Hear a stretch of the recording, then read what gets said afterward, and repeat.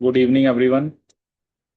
So last lecture में हमने क्या स्टार्ट किया था आपका कार्बोहाइड्रेट्स। ठीक है, कार्बोहाइड्रेट्स में हमने क्या पढ़ा था, आपका बेसिक पढ़ा था कि मोनोसेक्राइड्स क्या होते हैं, आपके डाइसेक्राइड्स क्या होते हैं, पॉलीसेक्राइड्स क्या होते हैं। ठीक है, इसके अलावा हमने एनोमर और एपीमर का क्या कंसेप्ट होता है। ठीक है, तो उसके बारे में मेनली हमने पढ़ा था। ठीक है, और पॉलीसेक्राइड्स में जनरली हमने कौन से पॉलीसेक्राइड्स पढ़े थे, आपके होमोपॉलीसेक्राइड्स। ठीक है, बेसिकली हम पॉलीसेक्राइड्स के बारे में पढ़ रहे थे लास्ट लेक्चर में, पॉलीसेक्राइड्स। ठीक है, पॉलीसेक्राइड्स ऑब्वियसली दो टाइप के होते हैं, एक होमो होते हैं, एक आपके हेट्रो। ठीक है, होमो में मैंने आपको क्या बताया था कि जिसमें सारे शुगर्स एक जैसी होती हैं, उन्हें हम क्या बोलते हैं, होमो पॉलीसेक्राइड्स। होमो पॉलीसेक्राइड्स। और जिनके अंदर डिफरेंट टाइप ऑफ शुगर्स होती हैं उसे हम क्या बोलते हैं, आपके हेट्रो पॉलीसेक्राइड्स। उन्हें हम क्या बोलते हैं, आपके hetero polysaccharides. One we have homopolysaccharide, other we have heteropolysaccharides. सो होमो में एक ही टाइप की शुगर होती है, हेट्रो के अंदर जो भी हम एग्जांपल्स देखेंगे उसके अंदर डिफरेंट टाइप ऑफ शुगर्स होती हैं। ठीक है, और इसमें जनरली हम हेट्रोपॉलीसेक्राइड्स में जो डिस्कस करेंगे दैट इज अबाउट आपके ग्लाइकोज अमीनोग्लाइकन्स क्या होते हैं, ग्लाइकोज अमीनोग्लाइकन्स, या जिन्हें हम क्या बोलते हैं, आपके म्यूकोपॉलीसेक्राइड्स। म्यूकोपॉलीसेक्राइड्स, ग्लाइकोज अमीनोग्लाइकन्स और म्यूकोपॉलीसेक्राइड्स।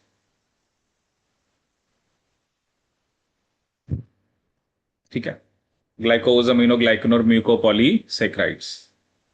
ठीक है, अब देखो यहां पर जैसे सबसे पहले क्या बता रखा है कि जो ग्लाइकोज अमीनोग्लाइकन्स होते हैं they are the heteropolysaccharides of extracellular matrix. ये क्या होते हैं, आपके हेट्रो। हेट्रो जो मैंने आपको बताया कि जिसके अंदर डिफरेंट टाइप ऑफ शुगर्स होती हैं।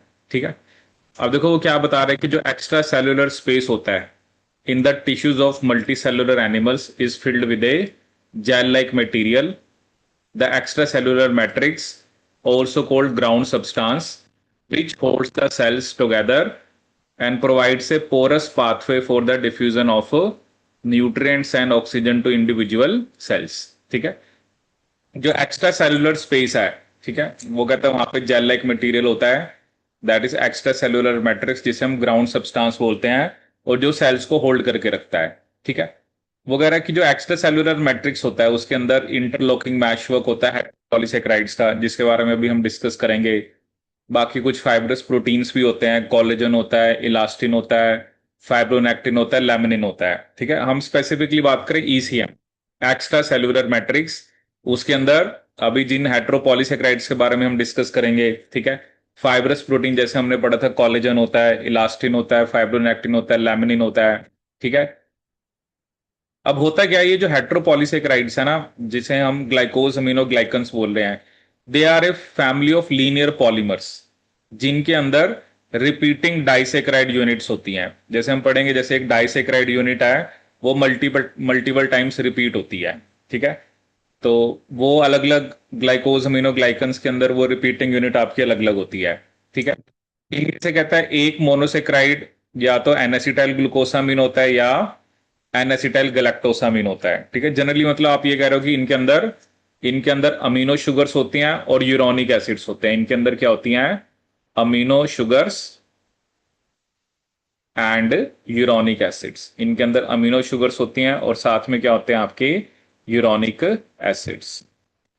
Amino sugars and uronic acids. ठीक है, एक मोनोसेक्राइड एनासिटाइल ग्लूकोसामीन या एनासिटाइल गैलेक्टोसामीन होता है, और the other in the most cases it is uronic acid. वो डी ग्लूक्यूरोनिक एसिड भी हो सकता है आपका, एल इडियूरोनिक एसिड भी हो सकता है। ठीक है, तो अलग अलग टाइप के, मतलब मोनोसेक्राइड के अंदर, क्योंकि डाइसेक्राइड है, हम कह रहे हैं ना disaccharide units multiple times repeat होती हैं, तो डाइसेक्राइड में एक मोनोसेक्राइड तो अमीनो शुगर है और दूसरा आपका ग्लूक्यूरोनिक एसिड विच में बी डी ग्लूक्यूरोनिक एसिड और एल इडियूरोनिक एसिड। ठीक है, अब देखते हैं इसके बारे में। फिर वो कह रहा है कि कुछ ग्लाइकोज अमीनो ग्लाइकन्स में क्या होता है, one or more of the hydroxyl group of amino sugar are esterified with sulphate. जैसे अब कुछ में सल्फेट भी लगा होता है, ठीक है ना, ये जितने भी अमीनो शुगर्स हैं इनके अंदर जो हाइड्रोक्सिल ग्रुप होता है वहां पे सल्फेट भी लगा होता है। The combination variety of protein ligands that bind electrostatically to these molecule, क्योंकि सल्फेट की वजह से उनके ऊपर नेगेटिव चार्ज आ जाएगा। मे भी कुछ जो प्रोटीन लिगेंड है, क्योंकि इलेक्ट्रोस्टैटिक इंटरेक्शन का मतलब होता है प्लस और माइनस के बीच में, ठीक है। तो शुगर के ऊपर जैसे सल्फेट की वजह से माइनस चार्ज आ गया, मे बी प्रोटीन के ऊपर कुछ प्लस चार्ज है जिसकी वजह से उनके बीच में इलेक्ट्रोस्टैटिक इंटरेक्शन हो सकती है, ठीक है। अब देखो यहां पर आपको क्या बता रखा है, glycosaminoglycans are attach to the extracellular proteins to form proteoglycan. जैसे देखो दो टर्म्स होती हैं, अगर मैं ग्लाइकोज अमीनो ग्लाइकन की बात कर रहा हूं तो मैं सिर्फ शुगर्स की बात कर रहा हूं, ठीक है। लेकिन अगर ये ग्लाइकोज अमीनो ग्लाइकन्स प्रोटीन के साथ लग जाएं तो उसके लिए हम क्या वर्ड यूज करते हैं आपका, प्रोटियोग्लाइकन। क्या वर्ड यूज करते हैं आपका, प्रोटियोग्लाइकन। अगर ग्लाइकोज अमीनो ग्लाइकन किससे अटैच हो जाए, एक्स्ट्रा सेलुलर प्रोटीन के साथ, तो उसके लिए हम क्या वर्ड यूज करते हैं, प्रोटियोग्लाइकन, ठीक है। अब जैसे यहां पर हम देखते हैं, कह रहा है जो ग्लाइकोज अमीनो ग्लाइकन है हाईली यूरोनिक एसिड। जैसे अभी हम हाईली यूरोनिक एसिड की बात करेंगे, जिसे आप हाईली यूरोनेट बोलते हो, मतलब जो हाईली यूरोनेट होता है फिजियोलॉजिकल पीएच पे, इसके अंदर ऑल्टरनेटिंग रेजिड्यू होते हैं किसके, D glucuronic acid and N acetyl glucosamine, ठीक है। इनके अंदर क्या होते हैं, मतलब अगर हम हाईली यूरोनिक एसिड की बात करें तो इसमें डी ग्लूक्यूरोनिक एसिड होता है और एन एसिटाइल ग्लूकोसामिन होता है, ठीक है। with up to 50,000 repeats of the basic disaccharide unit, hyaluronates have a molecular weight greater than 1 million, ठीक है। मतलब वो क्या कर रहा है कि इसमें 50,000 रिपीट्स होते हैं। जो डाइसेक्राइड यूनिट है वो कितनी बार रिपीट हो रहा है, 50,000 times, it is repeating 50,000 times, ठीक है। और इनका मॉलिक्यूलर वेट जो है वो 1 मिलियन से भी ज्यादा होता है। They form clear highly viscous solution that serve as lubricants in the synovial fluid of joints and gives the vitreous humor of the vertebrate eye its jelly like consistency, ठीक है।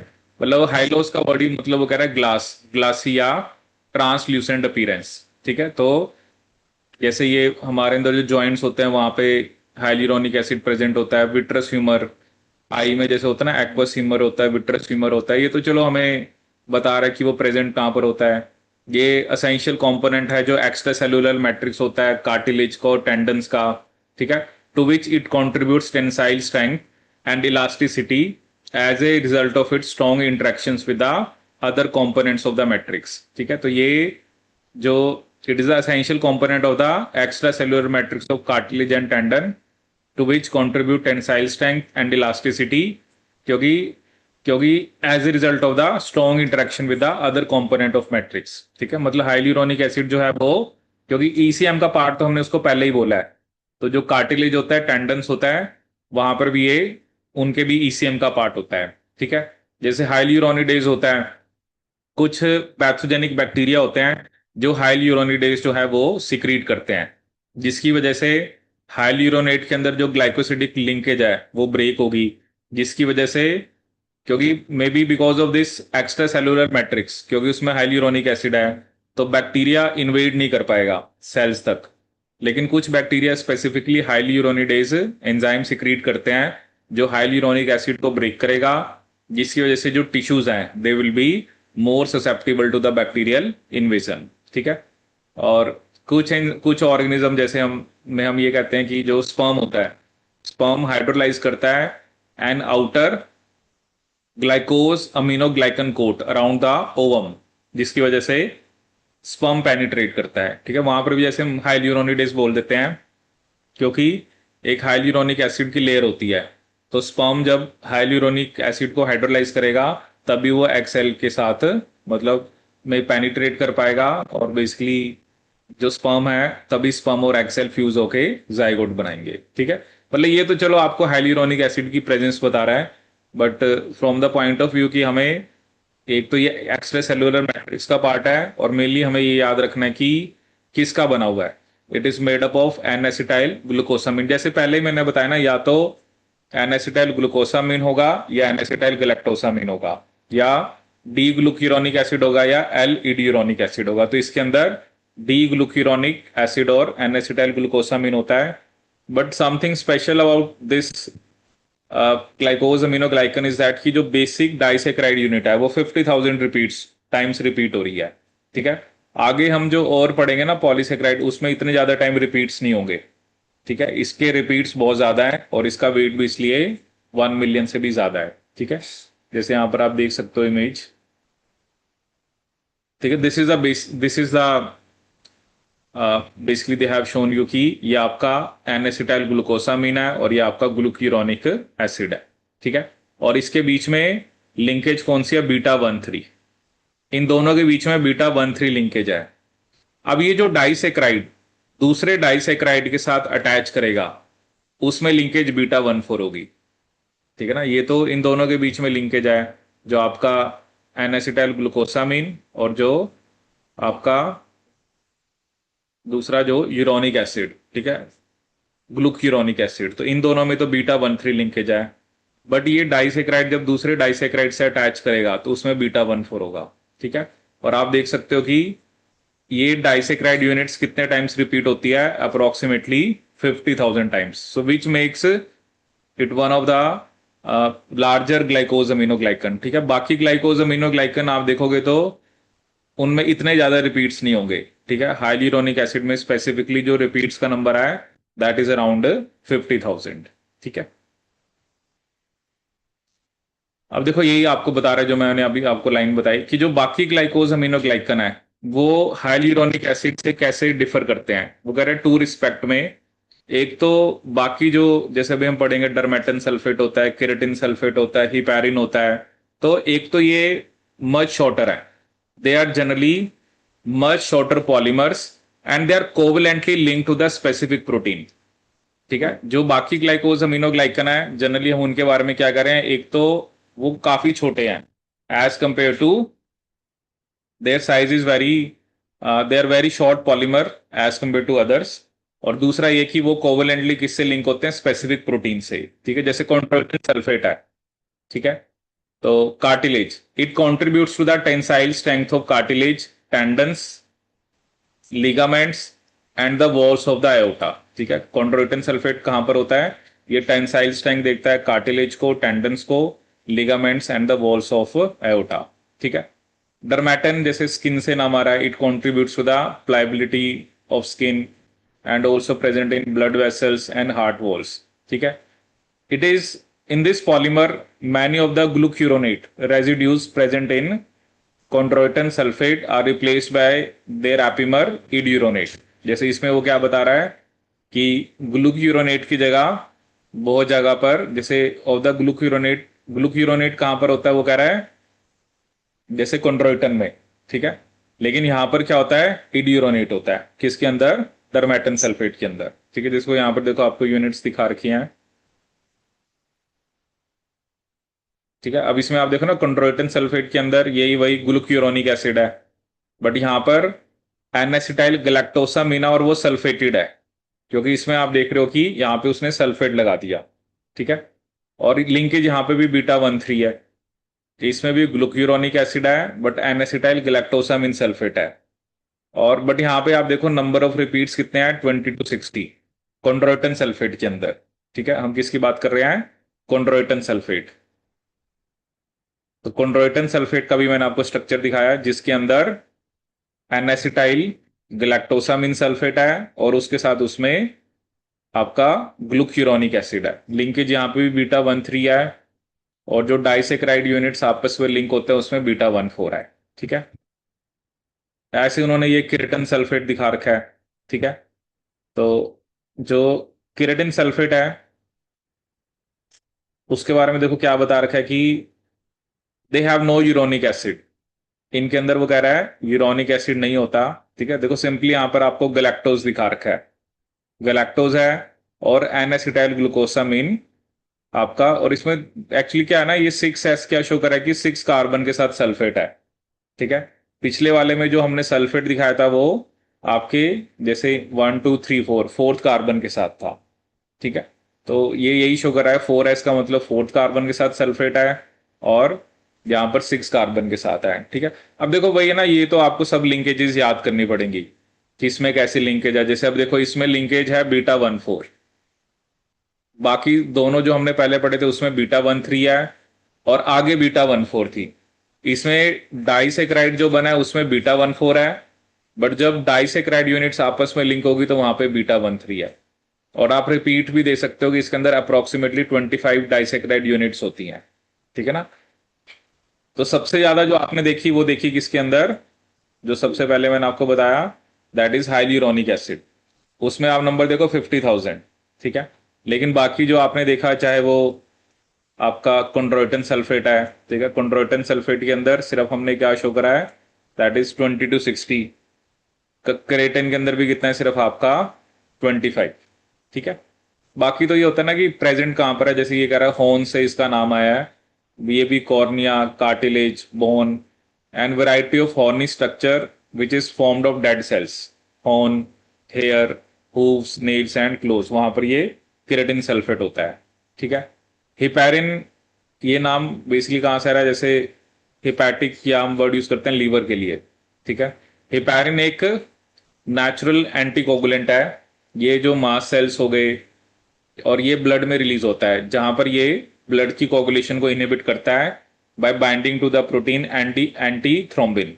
ठीक है, हिपैरिन की binding anti heparin binding causes antithrombin to bind to and inhibit thrombin. Thrombin एक essential protease होता है जो clotting के लिए चाहिए होता है। ठीक है, मतलब हिपैरिन पहले एंटी थ्रोम्बिन से बाइंड करता है और एंटी थ्रोम्बिन फिर थ्रोम्बिन को इनहिबिट करता है। This interaction is strongly electrostatic. Heparin जो है इसके पास हाईएस्ट नेगेटिव चार्ज डेंसिटी होती है। ठीक है, वही ना, इसमें भी सल्फेट लगे हुए हैं। ठीक है ना, जैसे यहां पर आप देख सकते हो हिपैरिन। अब इसमें देखो कितने सारे सल्फेट हैं। आप देखो इसमें अब ये दोनों ही बता रखी हैं, ग्लूक्यूरोनिक एसिड या इडियूरोनिक एसिड। देखो इसमें सेकंड पोजीशन पे सल्फेट है। फिर आपका जो एन एसिटाइल ग्लूकोसामीन है उसमें S3, S6। ठीक है, और उल्टा यहां तो जो ग्लूकोसामीन है उसमें NH के साथ भी सल्फेट है। तो हिपैरिन वो कह रहे हैं कि एक ऐसा मॉलिक्यूल है जिसमें बहुत ज्यादा सल्फेट होता है। ठीक है, जैसे इसमें लिंकेज भी देखो डिफरेंट है, यहाँ पे α 1 4 है, यहाँ पर इन दोनों में भी अल्फा फोन है, α 1 4 है जिसने मिलकर डाइसेक्राइड बनाया है। और जो डाइसेक्राइड यूनिट्स हैं वो भी आपस में कैसे लिंक है आपकी α 1 4 से, किससे लिंक है α 1 4 से। ठीक है,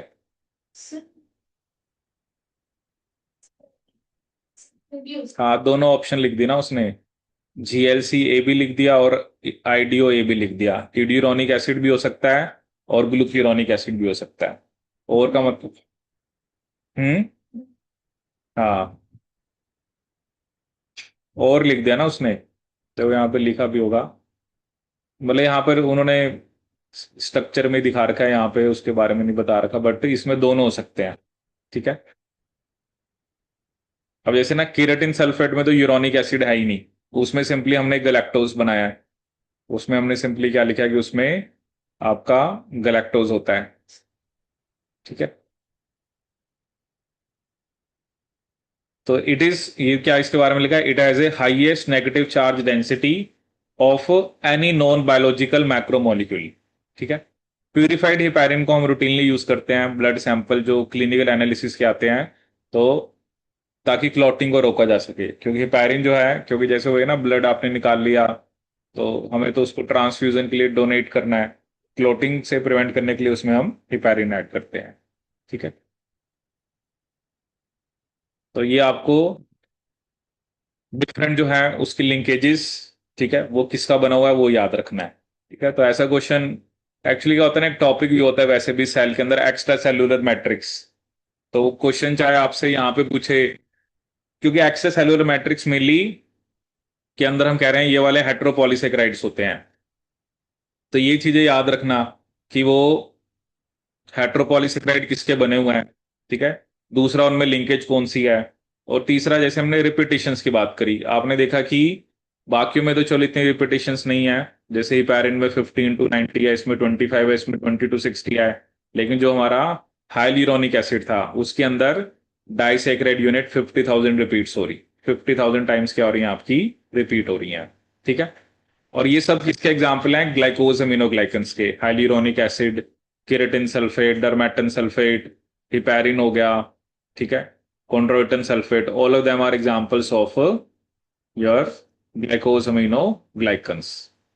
ठीक है, फिर एक वर्ड आता है प्रोटियोग्लाइकन। अगर ये जो शुगर्स हैं, ठीक है ना, जैसे अगर ये शुगर प्रोटीन के साथ अटैच हो जाए, ठीक है, जैसे मान लो अभी हम पढ़ेंगे प्रोटियोग्लाइकन्स के बारे में, ऑब्वियसली एक प्रोटीन है, क्योंकि ना इसमें कंफ्यूज नहीं होना है, क्योंकि प्रोटियोग्लाइकन तो नाम से ही पता लग रहा है उसमें प्रोटीन, प्रोटीन ऑब्वियसली किसका बना होता है, अमीनो एसिड्स का। ठीक है, अगर ये जो आपके ग्लाइकोज अमीनोग्लाइकन्स हैं, जैसे मान लो ये आपका प्रोटीन है, अगर प्रोटीन के साथ ग्लाइकोज अमीनोग्लाइकन्स लग जाए तो उसे हम क्या बोल देते हैं, आपका प्रोटियोग्लाइकन। ये ग्लाइकोज अमीनोग्लाइकन्स अगर किसके साथ अटैच हो जाए, प्रोटीन के साथ, तो उसे हम क्या बोलते हैं, आपका प्रोटियोग्लाइकन। क्या बोलते हैं, proteoglycan. If this glycosaminoglycans are attached to a protein molecule, तो उसे हम क्या बोलते हैं, प्रोटियोग्लाइकन्स। हम्म,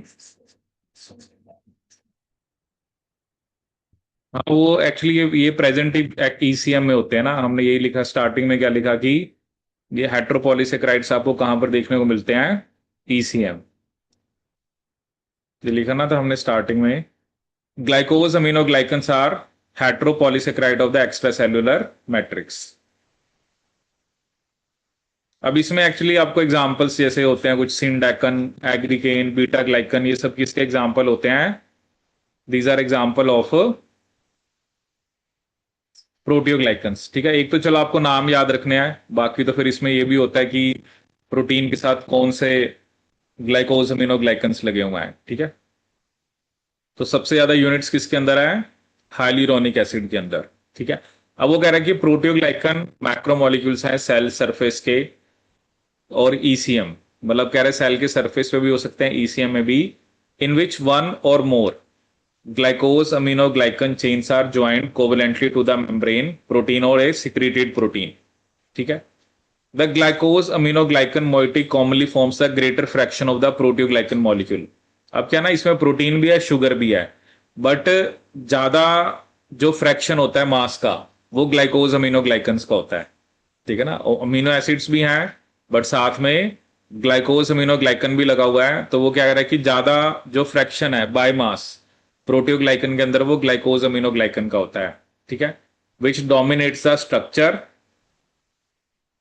and is often main site of biological activity. ठीक है, तो जो भी प्रोटीन है, जो भी प्रोटियोग्लाइकन है, उसकी बायोलॉजिकल एक्टिविटी की जो मेन साइट है वो आपका ग्लाइकोज अमीनोग्लाइकन वाला पार्ट है। ठीक है,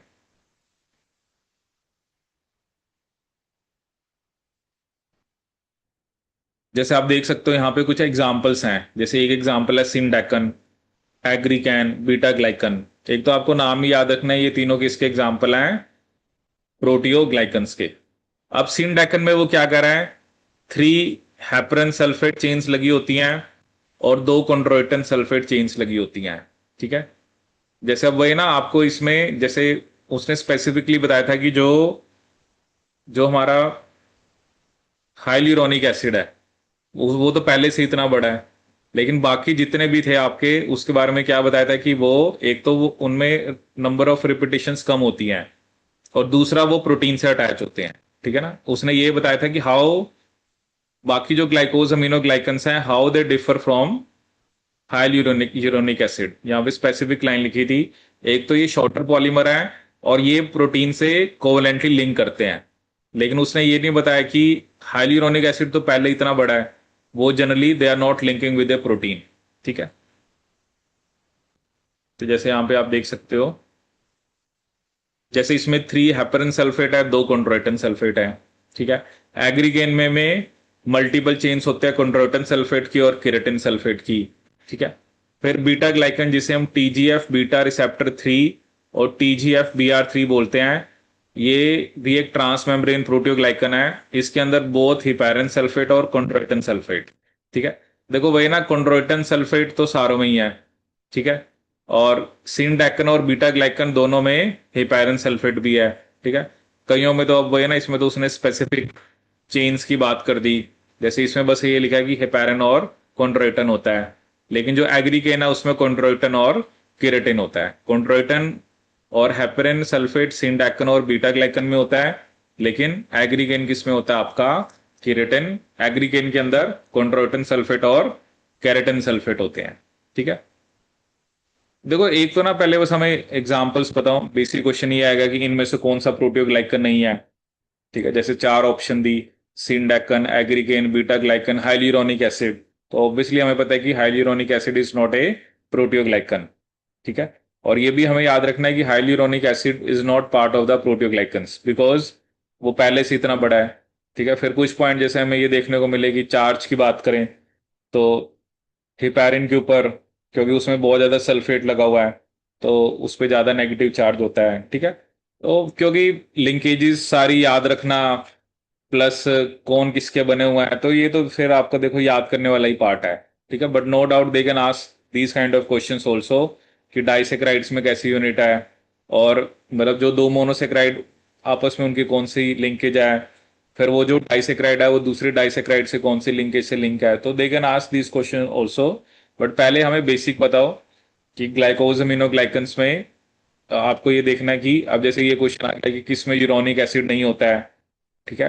तो वही ना, you need to remember all this things. कुछ पॉइंट्स हैं जैसे अभी आपने देखा कि जो केराटिन सल्फेट है उसमें यूरोनिक एसिड ही नहीं होता है, तो ऐसे छोटे छोटे पॉइंट वो आपसे पूछ सकता है, ठीक है। अब सल्फेट की बात करें तो जैसे हमने सबसे पहले बनाया था हाइल्यूरोनिक एसिड, उसमें सल्फेट नहीं था, ठीक है। बट अगर हम बात करें, कॉन्ड्रोइटन सल्फेट नाम से पता लग रहा है इसमें सल्फेट है, ठीक है। केराटिन सल्फेट के अंदर सल्फेट है, हिपैरिन के अंदर सल्फेट है, ठीक है। डरमेटन सल्फेट में सल्फेट है, हाइल्यूरोनिक एसिड में आपका सल्फेट नहीं है, ठीक है। तो ये कुछ ऐसे पॉइंट्स होते हैं जो मेनली आपको इसके अंदर याद रखने हैं, ठीक है। तो आपको प्रोटियोग्लाइकन्स के एग्जाम्पल याद रखने हैं और साथ में ग्लाइकोज अमीनोग्लाइकन्स के एग्जाम्पल्स। डन। सर इसमें जो heparin सल्फेट है ये heparin नहीं है।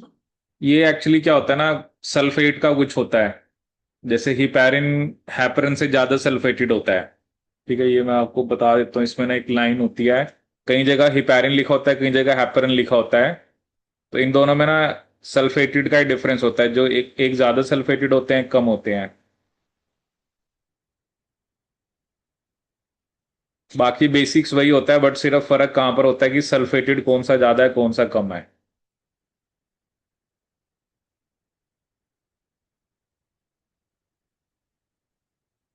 हिपैरिन से होते हैं वो ज्यादा सल्फेटेड होते हैं हैपरन से।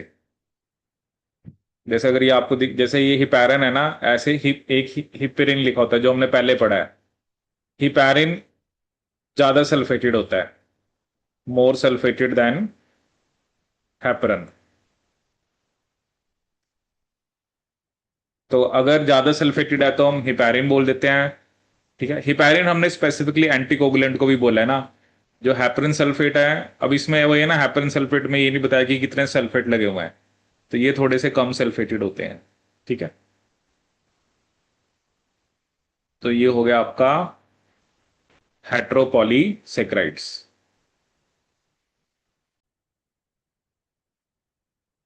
ये तो नेक्स्ट हमने क्या पढ़ना है, आपका मेटाबॉलिज्म ऑफ ग्लूकोज, ठीक है। अब इसके अंदर जैसे हम ग्लाइकोलिसिस पढ़ेंगे, आपकी सिट्रिक एसिड साइकिल के बारे में पढ़ेंगे, इलेक्ट्रॉन ट्रांसपोर्ट चेन क्या होती है, ठीक है। सो ऑब्वियसली जब भी हम मेटाबॉलिज्म ऑफ ग्लूकोज की बात करते हैं तो हम किससे स्टार्ट करते हैं, आपका ग्लाइकोलिसिस, ठीक है। सबसे पहले हम किसकी बात करते हैं, ग्लाइकोलिसिस, ठीक है। ग्लाइकोलिसिस को बेसिकली हम क्या बोलते हैं, आपका splitting of glucose, splitting of glucose.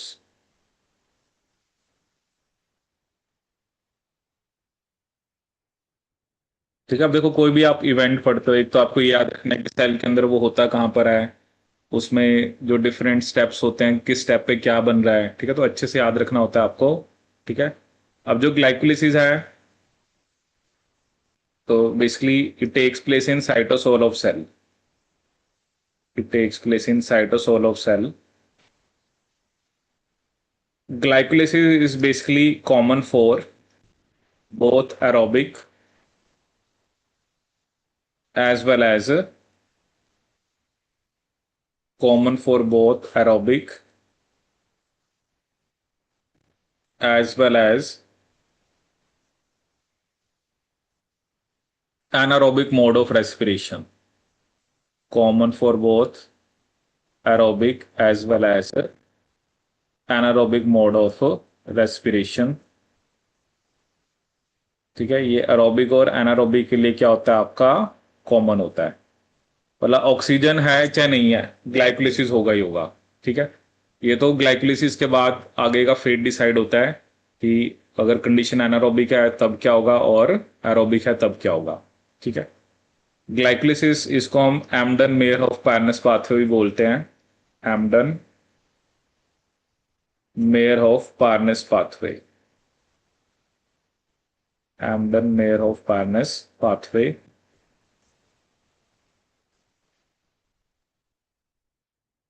It is also known as Embden-Meyerhof Parnas pathway. ठीक है, अब इसमें क्या होता है, इसमें 10 स्टेप्स होते हैं. ग्लाइकोलिसिस जो है इसके अंदर मतलब 10 स्टेप्स होते हैं. और आउट ऑफ 10 स्टेप्स जो 7 स्टेप्स हैं वो होते हैं आपके reversible. Out of 10 step 7 steps reversible होते हैं, लेकिन 3 स्टेप्स आपके इरिवर्सिबल होते हैं. 3 स्टेप्स कैसे होते हैं, irreversible. 3 steps are irreversible. 3 steps are irreversible. तो टोटल 10 स्टेप है, 10 में से 7 रिवर्सिबल होते हैं, 3 स्टेप्स आपके इरिवर्सिबल होते हैं. ठीक है, इसमें से जो आपका एक्चुअली फर्स्ट, थर्ड और 10 स्टेप ये 3 स्टेप कैसे होते हैं आपके इरिवर्सिबल. ठीक है, फिर इसके अलावा हम क्या देखेंगे कि जो ऑब्वियसली जब ग्लाइकोलिसिस होता है तो ग्लूकोज से ultimately you will get 2 pyruvate या 2 पायरुविक एसिड. एक ग्लूकोज से कितने पायरुवेट बनते हैं आपके, 2 पायरुवेट. ग्लूकोज से कितने पायरुवेट बनते हैं आपके, 2 पायरुवेट. ठीक है, इसके अलावा जैसे इसमें हम बात करेंगे एक्चुअली 2 फेज होते हैं, एक प्रिपरेटरी होता है, एक पे ऑफ फेज होता है. ठीक है, एक होता है आपका प्रिपरेटरी फेज जिसमें एटीपी आपका यूज होता है. ठीक है ना, प्रिपरेटरी फेज में एटीपी यूज होता है. और दूसरा होता है आपका पे ऑफ फेज जिसमें एटीपी फॉर्मेशन होती है. पे ऑफ फेज. ठीक है, तो ग्लाइकोलिसिस में 2 फेज होते हैं. प्रिपरेटरी फेज जिसमें एटीपी यूज होता है,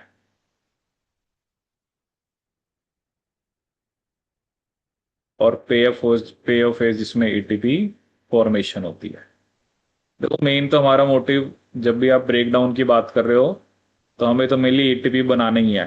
ठीक है, बट प्रिपरेटरी फेज में पहले एटीपी कंज्यूम होते हैं या यूज होते हैं और बाद में फॉर्मेशन होती है. ठीक है, देखो मेनली आपको क्या ना ग्लाइकोलिसिस में एक तो पाथवे तो चलो हम कब से पढ़ते आ रहे हैं, तो मेनली तो आपको पाथवे में स्टेप्स पता होने चाहिए. ठीक है, कि किस स्टेप पे एटीपी बनता है, किस स्टेप पे एनएडीएच बनता है, या वो किस टाइप की रिएक्शन है. और एक जो मेनली जैसे क्वेश्चन आता है वो आता है रेगुलेशन के ऊपर. ठीक है, आपको बहुत सारे प्रीवियस ईयर पेपर्स के अंदर क्वेश्चन देखने को मिलता है रेगुलेशन. रेगुलेशन का मतलब क्या होता है कि कौन से ऐसे फैक्टर्स हैं जो ग्लाइकोलिसिस को प्रमोट करते हैं और यू कैन से कि वो उसको एक्टिवेट कर रहे हैं. जैसे क्या क्या ऐसी कंडीशंस होती हैं या क्या क्या ऐसे फैक्टर्स हैं. जैसे वो देगा कि ग्लाइकोलिसिस चल रहा है, आपने ये ऐड कर दिया, तो what will be the effect on glycolysis. ठीक है, अब वही होगा ना, या तो उसको स्टिमुलेट करेगा या इनहिबिट करेगा या कोई इफेक्ट नहीं होगा. ठीक है, तो हमें रेगुलेशन अच्छे से याद करनी है. बट वो ये कि रेगुलेशन से पहले आपको स्टेप्स पता होने चाहिए कि डिफरेंट जो स्टेप्स हैं वो ग्लाइकोलिसिस के कौन कौन से हैं, ठीक है। बट उसके बाद हम रेगुलेशन भी देखेंगे कि कुछ ऐसी चीजें होंगी जो ग्लाइकोलिसिस को प्रमोट करती हैं या स्टिमुलेट करती हैं, या कुछ ऐसे फैक्टर्स होंगे जो ग्लाइकोलिसिस को इनहिबिट करते हैं, ठीक है। तो इसके अंदर हम दोनों टाइप के फैक्टर्स पढ़ेंगे। Some are like stimulating, which will be going to stimulate glycolysis, and some will be going to inhibit glycolysis, inhibiting glycolysis, ठीक है। तो सिंपल ही है, इसमें आपने पहले पढ़ा ही हुआ है। तो हम देखते हैं पाथवे, और थोड़ा सा है ना आपको स्ट्रक्चर्स भी याद करने हैं, ठीक है ना। ग्लाइकोलिसिस हो गया, सिट्रिक एसिड साइकिल हो गया, तो इनके स्ट्रक्चर्स भी आपको पता होने चाहिए, ठीक है। क्योंकि एग्जाम में जब क्वेश्चन आता है तो आपको, जैसे एक बार एग्जाम में क्वेश्चन आया, क्योंकि ये हमने अमीनो एसिड्स में पढ़ा था कि जैसे कौन सा अमीनो एसिड किससे बनता है। जैसे हमने पढ़ा था ना कि पायरुवेट से मान लो एलेनिन बनता है, वैलिन बनता है। तो अभी एग्जाम में क्वेश्चन आया ना, उसने स्ट्रक्चर्स दे दिए, उसने नाम नहीं लिखे उनके, और वो आपसे क्या पूछ रहा है कि किस स्ट्रक्चर से क्या बनता है। तो उसके लिए आपको जो भी ये स्ट्रक्चर्स आएंगे, जैसे पायरुवेट का स्ट्रक्चर होता है, आगे आप सिट्रिक एसिड साइकिल में ऑक्सैलो एसीटेट, मैलेट, फ्यूमारेट, सबके स्ट्रक्चर्स पता होने चाहिए, ठीक है। तो पहले चलो हम ग्लाइकोलिसिस देखते हैं, ठीक है। जैसे आप देखिए ये हमारे सामने, तो सबसे पहले हम कौन से फेज की बात करेंगे? प्रिपरेटरी फेज की। सबसे पहले हम कौन से फेज की बात करेंगे? प्रिपरेटरी फेज, ठीक है। जैसे आप ये देख सकते हो, ये एक ग्लूकोस है, ठीक है। ग्लूकोस में फर्स्ट स्टेप क्या होता है आपका? Which is catalysed by hexokinase. पहला स्टेप कौन कैटालाइज करता है? हेक्सोकाइनेज। और यहां पे आप देख रहे हो एटीपी यूज हो रहा है। तो जो 6 कार्बन था वहां पे फॉस्फेट लग गया, ग्लूकोज से क्या बन गया? Glucose 6 phosphate.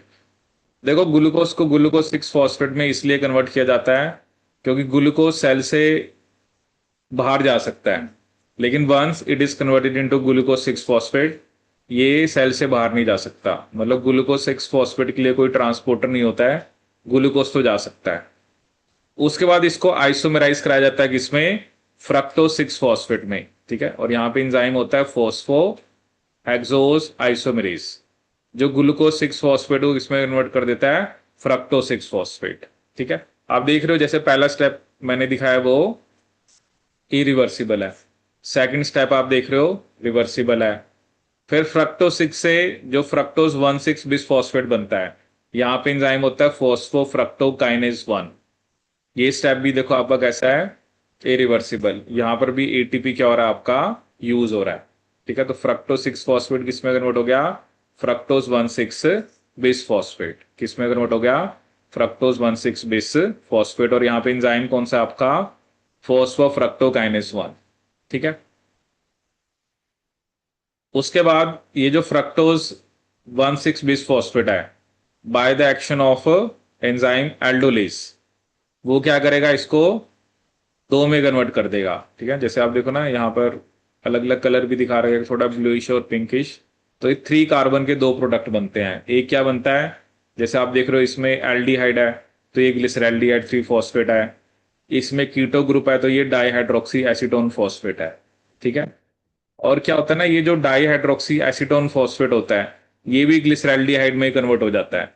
तो ultimately after preparatory phase you will get 2 ग्लिसरैल्डिहाइड 3 phosphate, ठीक है ना। क्योंकि जो डाईहाइड्रोक्सी एसीटोन फॉस्फेट बनता है वो भी by the action of triose phosphate isomerase, ये भी इसमें कन्वर्ट हो जाता है आपका ग्लिसरैल्डिहाइड 3 फॉस्फेट में। तो ultimately phosphorylation of glucose and its conversion to glyceraldehyde 3 phosphate, ठीक है। तो हमें एक ग्लूकोज से 2 ग्लिसरैल्डिहाइड 3 फॉस्फेट मिल जाते हैं। और यहां पर कितने एटीपी आपके यूज हुए?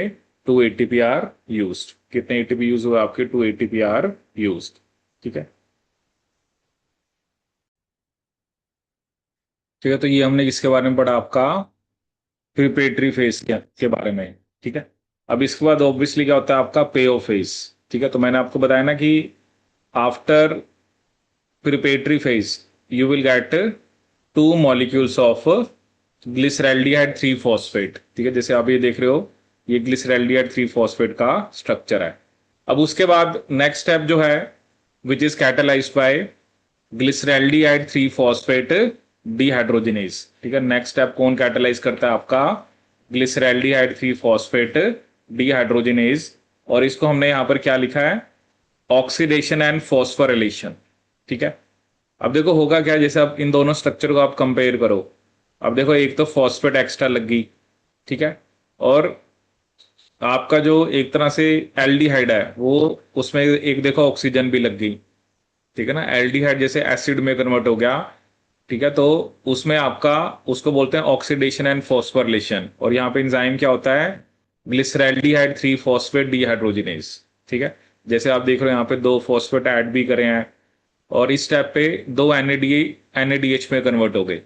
ठीक है ना, क्योंकि, और ये वो हाइड्रोजन कहाँ से आए, ग्लिसरैल्डिहाइड 3 फॉस्फेट से। यही पढ़ते हैं ना, रिडॉक्स रिएक्शन होता है। तो ग्लिसरैल्डिहाइड 3 फॉस्फेट तो ऑक्सीडाइज हो गया, लेकिन एनएडी आपका रिड्यूस हो गया। ठीक है, क्योंकि जो ग्लिसरैल्डिहाइड 3 फॉस्फेट से 1,3 बिसफॉस्फोग्लिसरेट बना, तो वो तो ऑक्सीडेशन, उसका तो ऑक्सीडेशन हो गया, बट एनएडीएच ने जो हाइड्रोजन ले लिया तो उसका रिडक्शन हो गया।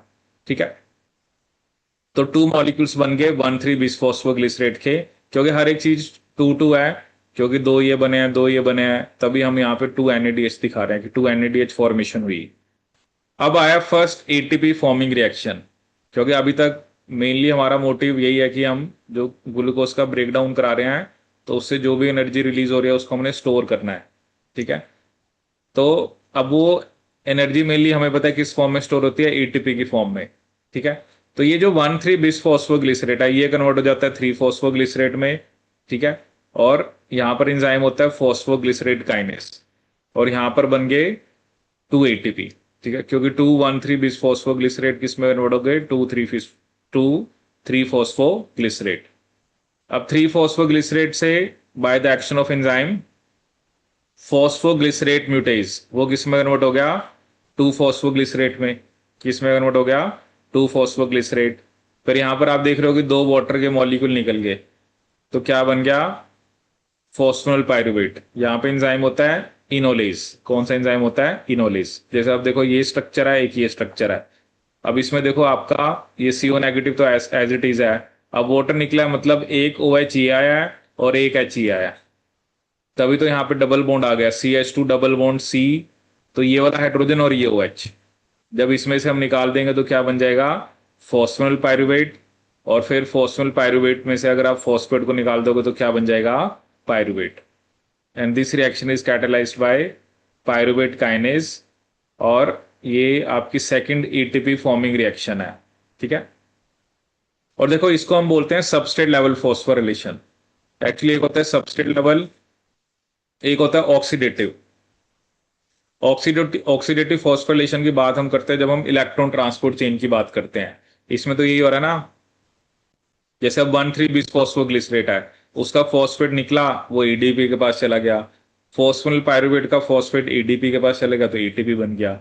ठीक है, तो मेनली आपको ना स्टेप्स याद रखने हैं कि एनएडीएच कौन से स्टेप पे बन रहा है, जब ग्लिसरैल्डिहाइड 3 फॉस्फेट से 1,3 बिसफॉस्फोग्लिसरेट बन रहा है। ठीक है, और एटीपी फॉर्मेशन कौन से स्टेप पे हो रही है, एक तो जब 1,3 से 3 बन रहा है, और जब आपका फॉस्फोनल पायरुवेट से पायरुवेट बन रहा है, इन स्टेप्स पे क्या बन रहा है आपका, एटीपी फॉर्मेशन होती है। ठीक है, तो ओवरऑल अगर हम देखें तो जैसे ये भी क्वेश्चन पूछा जाता है कितने एटीपी और कितने एनएडीएच बनते हैं, जैसे देखो एटीपी तो बने हैं 4, और 2 हमारे प्रिपरेटरी फेज में यूज हो गए थे, तो ग्लाइकोलिसिस में नेट हमें 2 ही एटीपी मिलते हैं। ठीक है ना, 2 एटीपी फॉर्मेशन होती है, और 2 ही क्या मिलते हैं, एनएडीएच। बाकी 2 आपके पायरुवेट तो हैं ही जो आपके ग्लाइकोलिसिस के एंड पे बनते हैं। ठीक है, सो ग्लिसरैल्डिहाइड 3 फॉस्फेट से 1,3 bisphosphoglycerate, then 3 phosphoglycerate, then 2 phosphoglycerate, उसके बाद आपका फॉस्फोनल पायरुवेट, और लास्ट में आपका पायरुवेट। ठीक है, अब ओब्वियसली ना आगे का फेट तो डिपेंड करेगा कि कंडीशन एनारोबिक होंगी या एरोबिक। ठीक है, तो ग्लाइकोलिसिस में एंड प्रोडक्ट हमें मिल गया pyruvate. This is the structure of pyruvate, CH3CO, CO negative. ठीक है, जिसमें आपके कितने कार्बन होते हैं, 3 कार्बन, तो 1 ग्लाइकोलिसिस गिव्स यू 2 पायरुवेट। ठीक है, बना लो इसको भी आप। ठीक है, तो ये हमारे हो गए 10 स्टेप्स ऑफ ग्लाइकोलिसिस। ठीक है, अब इसमें एक जैसे जैसे ये क्वेश्चन आता है जो आरबीसी होते हैं। आरबीसी में क्या होता है कि जैसे आपका चलो ये 1,3 बिस फॉस्फोग्लिसरेट तक तो कॉमन ही है। जैसे 1,3 बिस फॉस्फोग्लिसरेट आपका बना था ग्लूकोज 6 फॉस्फेट से।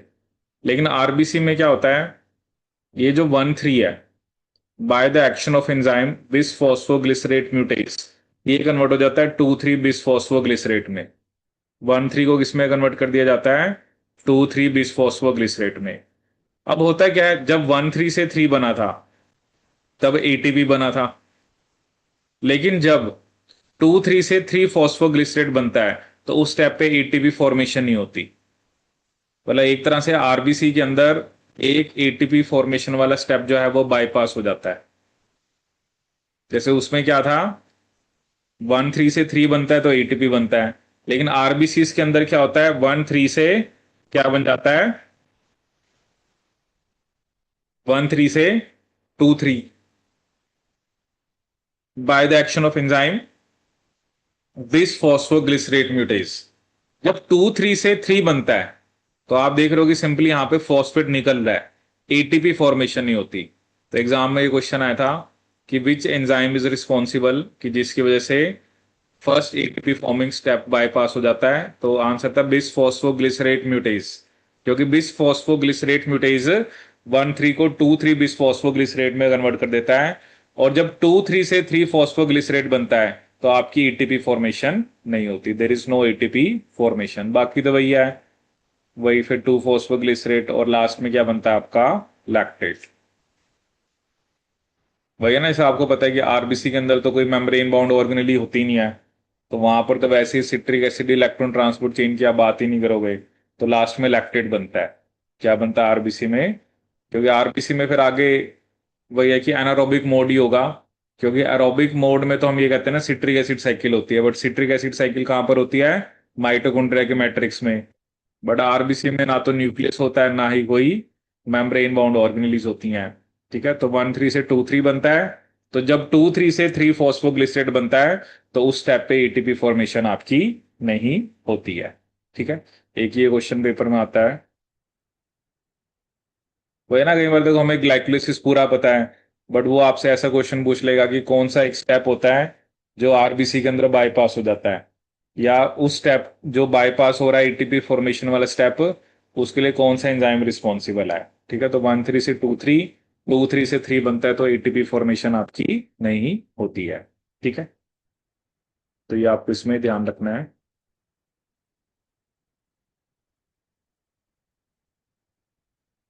तो जब 2,3 से 3 बनेगा तो एटीपी फॉर्मेशन आपकी नहीं होगी। ठीक है, अब ये है मेनली आपका रेगुलेशन। ठीक है, that is regulation of glycolysis. ठीक है, this is very very important, क्योंकि मैंने आपको पहले ही बताया कि आपको ज्यादातर क्वेश्चन एग्जाम में रेगुलेशन के ऊपर देखने को मिलते हैं। ठीक है, regulation of glycolysis.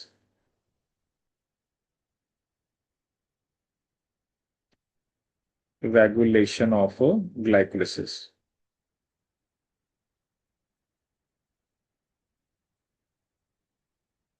Of glycolysis.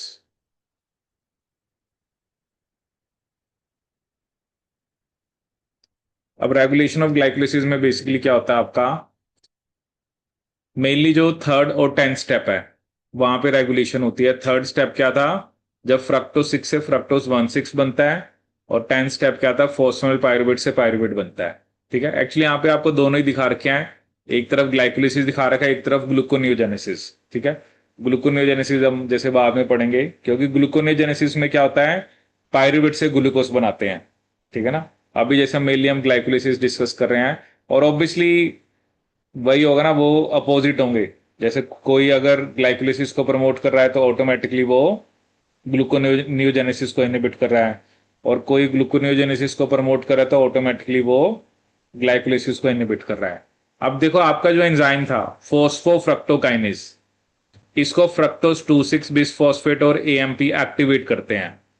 लेकिन एटीपी, सिट्रेट और हाइड्रोजन ये इसको इनहिबिट करते हैं। ठीक है, जो फोस्फोफ्रक्टोकाइनेज है, जो कौन सा स्टेप कैटेलाइज कर रहा था आपका, थर्ड वाला। उसको फ्रक्टोज 2,6 बिसफॉस्फेट और एएमपी, वो दोनों इसको क्या करते हैं, एक्टिवेट, मतलब वो ग्लाइकोलिसिस को एक तरह से स्टिमुलेट कर रहे हैं। लेकिन सिट्रेट, हाइड्रोजन और एटीपी, ये ग्लाइकोलिसिस को इनहिबिट करेंगे। ठीक है। ऐसे सेम वे फॉस्फोनल पायरुवेट से पायरुवेट जो बनता है, फ्रक्टोज 1,6 बिसफॉस्फेट जो ये बना था, वो पायरुवेट काइनेस को एक्टिवेट करता है। जो ये फ्रक्टोज 1,6 बिसफॉस्फेट है, it is basically activating pyruvate kinase. लेकिन एटीपी और एलेनिन, जैसे होता है ना, पायरुवेट होता है, पायरुवेट से आगे एलेनिन बनता है, तो ये जो एलेनिन है, ये पायरुवेट काइनेस को इनहिबिट करेगा। एलेनिन किसको इनहिबिट करेगा? पायरुवेट काइनेस को। ठीक है। तो फ्रक्टोज 1,6 बिसफॉस्फेट एक्टिवेट करता है, लेकिन एटीपी और एलेनिन क्या करते हैं आपके, इनहिबिट करते हैं किसको? ग्लाइकोलिसिस को। ठीक है। ऐसे ही जब हम ग्लूकोनियोजेनेसिस पढ़ेंगे, उसमें क्या होता है ना, बाकी स्टेप तो चलो सिमिलर से ही होते हैं, ये थोड़ा कॉम्प्लेक्स होता है। जैसे आपको पायरुवेट से ऑक्सैलो एसीटेट बनाना है, फिर ऑक्सैलो एसीटेट से फॉस्फोनिल पायरुवेट बनता है। It is not a single step reaction. यहाँ पे भी आप देख रहे हो एसिटाइल कोए तो पायरुवेट से ऑक्सैलो एसीटेट को एक्टिवेट कर रहा है, बट एडीपी इनहिबिट करते हैं। ये हम अलग से पढ़ेंगे ग्लूकोनियोजेनेसिस को। ठीक है। क्योंकि इसमें जो पायरुवेट होता है ना, पायरुवेट से फॉस्फोनिल पायरुवेट, क्योंकि ये वाला स्टेप कैसा था आपका, इट वॉज इरिवर्सिबल। तो पायरुवेट से phosphoenol pyruvate it is not a single step reaction. और इसमें तो ये होता है, पायरुवेट से ऑक्सैलो एसीटेट बनाने के लिए पहले पायरुवेट को माइटोकॉन्ड्रिया में लेके जाना होता है। ठीक है। क्योंकि पायरुवेट तो साइटोसोल में बना है ना, तो ग्लूकोनियोजेनेसिस एक हम अलग से पढ़ते हैं। ठीक है। अभी चलो, अभी हम मेनली ग्लाइकोलिसिस का याद रखना है कि फॉस्फोफ्रक्टोकाइनेस को फ्रक्टोज 2,6 बिसफॉस्फेट और एएमपी स्टिमुलेट करते हैं। एटीपी, सिट्रेट और हाइड्रोजन आयन इसको इनहिबिट करेंगे। जैसे ना एग्जाम में क्वेश्चन आएगा, ये प्रोमोट करता है, ये स्टिमुलेट करता है, ये इनहिबिट करता है, तो आपको एज इट इज पता होना चाहिए। ऐसे ही पायरुवेट काइनेस को फ्रक्टोज 1,6 बिसफॉस्फेट एक्टिवेट करता है, लेकिन एटीपी और एलेनिन इसको इनहिबिट करते हैं। एटीपी और एलेनिन इसको इनहिबिट करते हैं। ठीक है। सेम वे जैसे आप यहाँ पे आप देख सकते हो कि जो जब हमें ग्लूकोनियोजेनेसिस करना है, तब हमें फ्रक्टोज 1,6 से फ्रक्टोज 6 बनाना पड़ेगा। और आप देख सकते हो इसको फ्रक्टोज 2,6 और एएमपी इनहिबिट करते हैं, क्योंकि ये किसको एक्टिवेट कर रहे हैं? ग्लाइकोलिसिस को। ठीक है ना। ये फॉस्फोफ्रक्टोकाइनेस को एक्टिवेट करते हैं, लेकिन फ्रक्टोज 1,6 बिसफॉस्फेट इसको इनहिबिट करते हैं। देखो क्या है ना, सेल में एट ए टाइम एक ही चीज चलनी चाहिए, क्योंकि सेल की रिक्वायरमेंट है ना। अगर तो एनर्जी चाहिए तो वो ग्लूकोज का ब्रेक डाउन करेगा, लेकिन अगर सेल के पास ग्लूकोज नहीं है तो वो ग्लूकोज बनाएगा। ऐसा तो है नहीं ना कि एक तरफ आप ब्रेक डाउन कर रहे हो और फिर ग्लूकोज बना रहे हो, तो वो तो ऐसा नहीं होता है। वो तो सेल की नीड पे डिपेंड करता है। तो एट ए टाइम सेल में एक ही चीज हो रही होगी, या तो ग्लाइकोलिसिस हो रहा होगा या ग्लूकोनियोजेनेसिस। ठीक है। तो जैसे फ्रक्टोज 2,6 और एएमपी फ्रक्टोज 1,6 बिसफॉस्फेट को इनहिबिट करते हैं, जिसकी वजह से ग्लूकोनियोजेनेसिस होगा ही नहीं।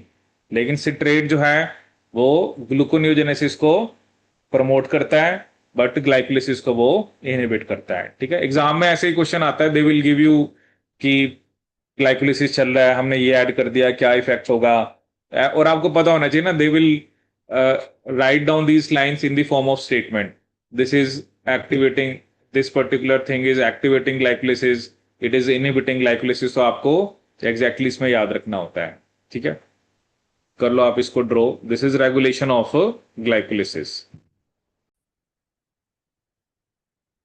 ठीक है। तो ये होगा हमारा रेगुलेशन ऑफ ग्लाइकोलिसिस। इसमें मेनली हमें ये याद रखना है कि कौन किस एंजाइम को एक्टिवेट कर रहा है और कौन कौन से एंजाइम को इनहिबिट कर रहा है। ठीक है। इसमें चलो कुछ पॉइंट्स लिखते हैं।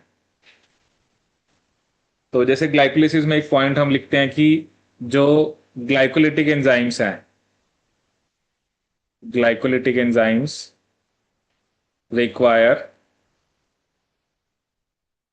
Magnesium for its activity. Glycolytic enzymes require magnesium ion for its activity, for its activity. ठीक है। तो ग्लाइकोलिटिक एंजाइम्स को क्या चाहिए होता है? मैग्नीशियम। जैसे इसमें एग्जांपल दे रहा है, जो हेक्सोकाइनेज है, hexokinase, hexokinase comma like many other kinases, hexokinase, like many other kinases,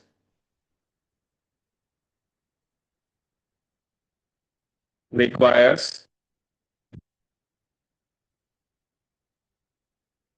magnesium for its activity. Magnesium for its activity. Hexokinase, like many other kinases, require magnesium for its activity because the true substrate, because the true substrate, because the true substrate of the enzyme is not ATP4 negative, because true substrate of the enzyme is not ATP4 negative, but the Mg ATP2 negative complex. Mg ATP2 negative complex. कह रहे जो true substrate है enzyme का वो ATP4 negative नहीं है, but the Mg ATP2 negative complex. फिर लिखिए hexokinase is present in hexokinase is present in nearly all organisms. Hexokinase is present in nearly all organisms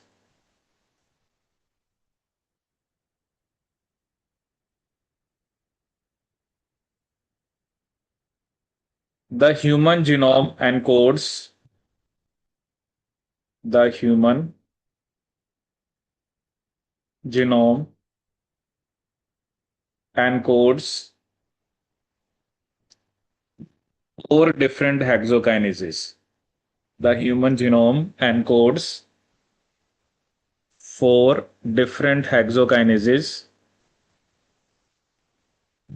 Four different hexokinases in bracket 1 to 4. In bracket 1 to 4,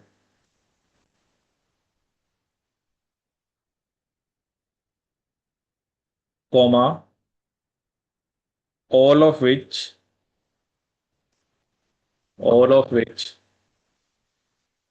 catalyze the same reaction. All of which catalyze the same reaction, but are encoded by different genes. But are encoded by different genes. But are encoded by different genes are called isozymes. But are encoded by different genes are called isozymes. ठीक है, तो वो क्या कह रहा है कि hexokinase जो है वो नियरली ऑल ऑर्गेनिजम्स में होता है. जैसे अगर हम अपने जीनोम की बात करें तो वो कह रहा है कि ह्यूमन जीनोम 4 डिफरेंट हेक्सोकाइनेज बनाता है. ठीक है, अब देखो ना, हेक्सोकाइनेज मतलब रिएक्शन तो सेम ही करेगा कि वो ग्लूकोज से ग्लूकोज 6 फॉस्फेट ही बना रहा है. अब क्या ना, सेम रिएक्शन करते हैं but they are encoded by different genes. ठीक है, जैसे एक स्पेसिफिक आइसोजाइम होता है जो हिपैटोसाइट में होता है. आइसोजाइम जो हमारे लीवर सेल्स में होता है जिसे हम क्या बोलते हैं, दैट इज हेक्सोकाइनेज 4, या जिसका नाम होता है ग्लूकोकाइनेज. जो आइसोजाइम हिपैटोसाइट में होता है उसका नाम क्या होता है, हेक्सोकाइनेज 4, या जिसे आप क्या बोल सकते हो, ग्लूकोकाइनेज. क्या बोलते हो आप, ग्लूकोकाइनेज. ग्लूकोकाइनेज. ठीक है, and it differs in kinetic and regulatory properties. It differs in kinetic and regulatory properties. It differs in kinetic and regulatory properties. अब देखो काइनेटिक रेगुलेटरी का मतलब क्या है, जैसे के एम होता है, वी मैक्स होता है, जैसे एंजाइम काइनेटिक्स में हम के एम बोलते हैं कि के एम हमें एफिनिटी बताता है, वी मैक्स मतलब मैक्सिमम रेट ऑफ रिएक्शन क्या है। तो ये किस में डिफर करता है, काइनेटिक एंड रेगुलेटरी प्रॉपर्टीज के अंदर। They differ in kinetic and regulatory properties. ठीक है, मतलब काइनेटिक रेगुलेटरी प्रॉपर्टी का मतलब क्या है ना, जैसे अब है तो ग्लूकोज से ग्लूकोज सिक्स फॉस्फेट। अब एंजाइम एक स्पेसिफिक टाइम के अंदर मैक्सिमम कितने ग्लूकोज को ग्लूकोज सिक्स फॉस्फेट में कन्वर्ट कर पा रहा है, और दूसरा ये कि एंजाइम की एफिनिटी कितनी है। ठीक है, आइसोजाइम्स क्या होते हैं, जो सेम रिएक्शन कराते हैं, बट उनकी जो काइनेटिक और रेगुलेटरी प्रॉपर्टीज हैं वो डिफरेंट होते हैं। काइनेटिक रेगुलेटरी प्रॉपर्टीज में what is the affinity of enzyme for substrate, and what is how many basically molecules of substrate को वो प्रोडक्ट में कन्वर्ट कर पा रहा है पर यूनिट टाइम में। ठीक है, और एक और खास बात, जैसे आपने ग्लाइकोलिसिस पढ़ा ना, जैसे ग्लूकोज सिक्स फॉस्फेट बनता है, आपने कहा फ्रक्टोज सिक्स फॉस्फेट बनता है, तो उनके ना और भी फेट हो सकते हैं। जैसे ऐसा नहीं है कि ग्लूकोज सिक्स फॉस्फेट जो है वो फ्रक्टो सिक्स फॉस्फेट ही बनाएगा, वो किसी और पाथवे में भी जा सकता है। फ्रक्टो सिक्स फॉस्फेट भी किसी और पाथवे में जा सकता है। लेकिन ये जो कंपाउंड होता है ना, fructose one six bisphosphate, ये सिर्फ ग्लाइकोलिसिस दिखाता है। मतलब अगर ये बन गया तो ये किसी और पाथवे में नहीं जाता। जैसे ग्लूकोज सिक्स फॉस्फेट से पेंटोज शुगर भी बन सकती है, तो glucose six phosphate fructose six phosphate का और भी कोई फेट हो सकता है, मतलब वो किसी और भी पाथवे में जा सकते हैं। लेकिन अगर fructose one six bis phosphate बन गया तो वो सिर्फ क्या दिखाता है आपका, ग्लाइकोलिसिस। क्या दिखाता है, सिर्फ ग्लाइकोलिसिस। ठीक है, तो ये भी आप एक पॉइंट लिख सकते हो कि जो ग्लूकोज सिक्स फॉस्फेट है and fructose six phosphate, glucose six phosphate and fructose six phosphate, जो आपका ग्लूकोज सिक्स फॉस्फेट है और फ्रक्टोज सिक्स फॉस्फेट है, they have basically they have other possible fates, they have other possible fates,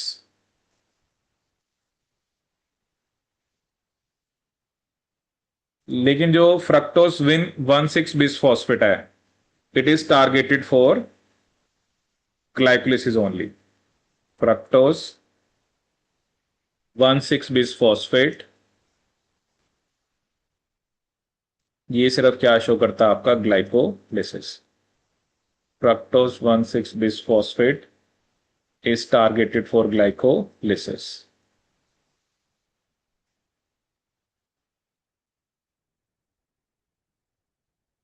Is targeted for the glycolysis. कि fructose one six bisphosphate सिर्फ क्या दिखाता है, ग्लाइकोलिसिस। ठीक है, देखो हम तो ऐसे ही मान के चल रहे हैं ना कि हम तो वही ना कि हम तो डायरेक्ट मान के चल रहे हैं कि जो ग्लूकोज सिक्स फॉस्फेट है, फ्रक्टोज सिक्स फॉस्फेट है, वो तो ग्लाइकोलिसिस में जाता है। बट वही ना, सेल में तो सिनेरियो अलग होता है ना, कि जो ग्लूकोज से ग्लूकोज सिक्स फॉस्फेट बना है वो किसी और भी पाथवे में जा सकता है।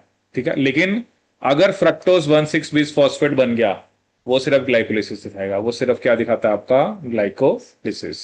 ठीक है, ठीक है, तो चलिए आज हमने क्या पढ़ा आपका, आज हमने पहले हेट्रोपॉलीसेकेराइड्स के बारे में पढ़ा।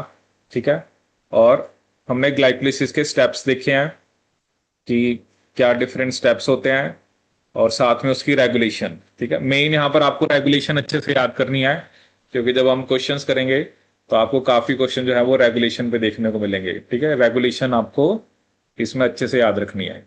ठीक है, क्योंकि ग्लाइकोलिसिस देखो हम पढ़ते ही आ रहे हैं, ये तो 11th क्लास से पढ़ते आ रहे हैं आपने। बट मेन वही है ना कि कई बार बच्चे रेगुलेशन नहीं पढ़ते हैं और एग्जाम में क्वेश्चन उसी के ऊपर आ जाता है। ठीक है, ऐसे ही जैसे हम आगे सिट्रिक एसिड साइकिल पढ़ेंगे, मैंने आपको बताया ना, आपको स्ट्रक्चर्स भी याद रखने हैं। ठीक है, फिर जैसे हम इलेक्ट्रॉन ट्रांसपोर्ट चेन पढ़ते हैं, उसमें इनहिबिटर्स पे क्वेश्चन आ जाता है। क्योंकि ये जो पाथवे होते हैं ना, इसमें वो कहीं से आपसे बीच में से कुछ भी पूछ सकते हैं। बट ये होता है कि ये जो पाथवे हैं, ये आप बायोकेमिस्ट्री में भी पढ़ते हो, प्लांट फिजियो में भी होता है, एनिमल में भी, क्योंकि यही पाथवे हैं सभी के अंदर। तो इसलिए क्वेश्चन वो चाहे आपसे बायोकेमिस्ट्री में पूछे, वो प्लांट फिजियो में भी पूछ सकता है, एनिमल में भी पूछ सकता है। ठीक है, तो चलिए इसके अंदर फिर बाकी जो पॉइंट्स हैं ग्लाइकोलिसिस के, और जो फेट है, fate of pyruvate under anaerobic condition और एरोबिक कंडीशन। एनारोबिक में मेनली हम lactic acid fermentation, ethanol fermentation की बात करते हैं, और उसके बाद जो आपका एरोबिक है उसमें हम मेनली किसकी बात करेंगे, सिट्रिक एसिड साइकिल की। ठीक है, तो चलिए फिर इसको नेक्स्ट क्लास में कंटिन्यू करेंगे।